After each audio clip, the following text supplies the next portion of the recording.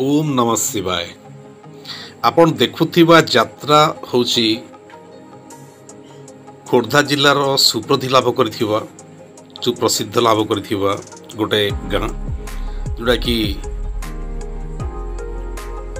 राउतपड़ा खोर्धा पाखरे अवस्थित हस्तशिल्प कला प्रसिद्धि लाभ करिछि।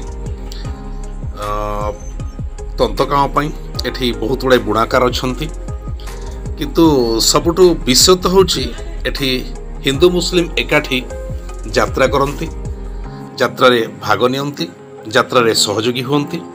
तो ये शीतल षष्ठी रे सेई मानकर साहाय्य सहयोग रे होची। तो से जगह में आसी पहुंचीचु।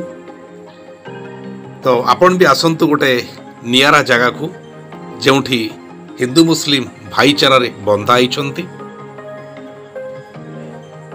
ओम नमः।